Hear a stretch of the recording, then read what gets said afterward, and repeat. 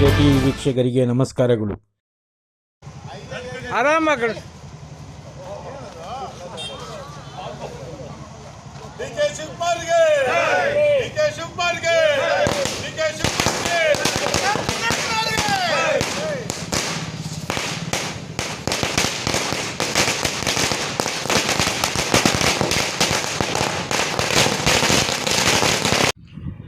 ಜಿಲ್ಲಾ ಕಾಂಗ್ರೆಸ್ ಕಚೇರಿಯಲ್ಲಿ DK ಶಿವಕುಮಾರ್ ಅವರ 64ನೇ ಹುಟ್ಟುಹಬ್ಬ ಆಚರಣೆ ಕಾರ್ಯಕ್ರಮ.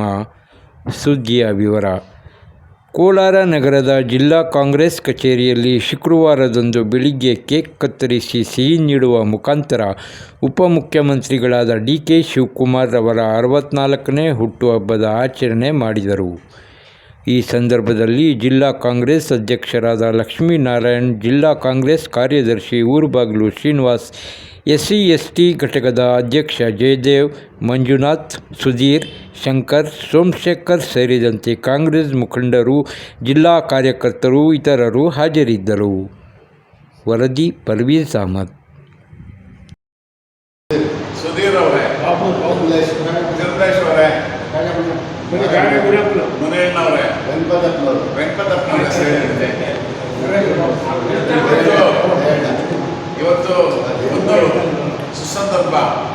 ನಮ್ಮ ಜಿಲ್ಲಾ ಕಾಂಗ್ರೆಸ್ ಭವನದಲ್ಲಿ ನಮ್ಮ ಹೆಮ್ಮೆಯ ನಾಯಕರು, ಉಪಮುಖ್ಯಮಂತ್ರಿಗಳು ಮತ್ತು KPCCಯ ನಮ್ಮ ರಾಜ್ಯಾಧ್ಯಕ್ಷರು ಆದಂತಹ ನಮ್ಮ ಹೆಮ್ಮೆಯ ನಾಯಕರಾದಂತಹ ಶ್ರೀ DK ಶಿವಕುಮಾರ್ ಸಾಹೇಬರ 64ನೇ ಜನ್ಮದಿನಾಚರಣೆಯನ್ನು ತುಂಬ ಪ್ರೀತಿಯಿಂದ, ಖುಷಿಯಿಂದ, ಸಂತೋಷದಿಂದ ನಾವೆಲ್ಲ ಆಚರಣೆ ಮಾಡ್ತಾ ಇದ್ದೀವಿ.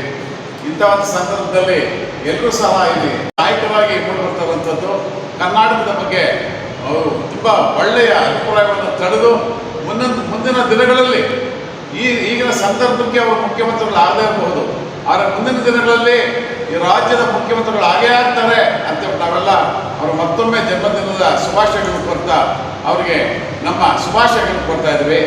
ನಮಸ್ಕಾರ. DK ಶಿವಕುಮಾರ್ಗೆ, कांग्रेस पार्टी को, राहुल गांधी को, DK शिवकुमार को, सिद्धरामಯ್ಯ जी को, प्रियंका जी को, रमेश कुमार जी को, ನಜೀರ್ ಅಹಮದ್ ಅವರಿಗೆ.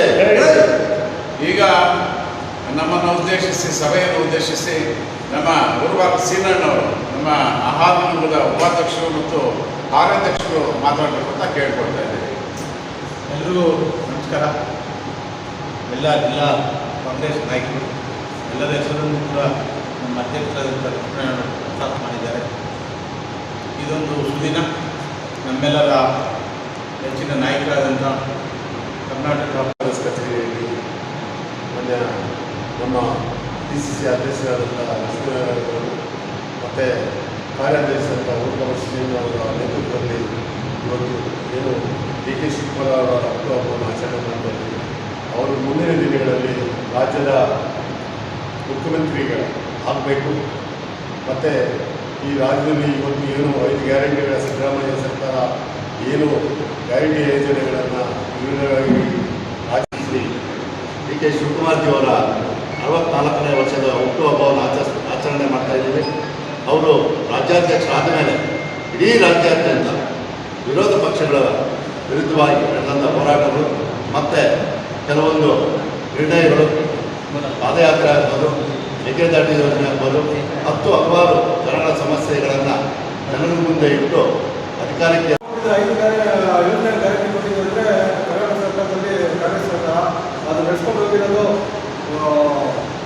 ಗೃಹಲಕ್ಷ್ಮಿ ಯೋಜನೆ ಇದೆಲ್ಲ ಮಾಡಿರೋದು ಕಾಂಗ್ರೆಸ್ ಮಾಡಿರೋದು ಹೇಳ್ಬೋದು. ಸುಭಾ ಸರ್ಕಾರ ಮಾಡ್ತೀನಿ ಅಂತ ಅದು ನಡೆಸ್ಕೊಂಡು DK ಶಿವಕುಮಾರ್ ಇದೇ ಕಾರಣ. ಮತ್ತು ಕರ್ನಾಟಕದಿಂದ ಪಾದಯಾತ್ರೆ ಮಾಡಿರೋದು ಸರ್ಕಾರ ಬಂದು DK ಶಿವಕುಮಾರ್ ಇದ್ದಾರೆ.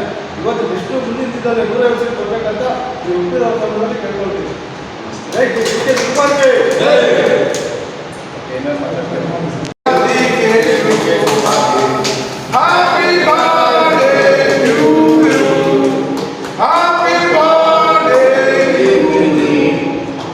DK ಶಿವಕುಮಾರ್ ಅವರಿಗೆ, ಲಕ್ಷ್ಮೀನಾರಾಯಣ್ ಅವರಿಗೆ.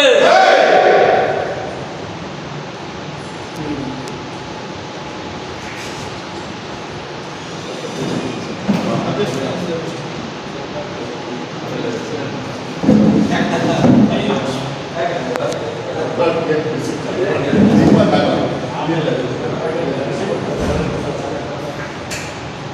ಮಾಡಿ ನೀವೇ ಡಿ ಕೆ ಶಿವಕುಮಾರ್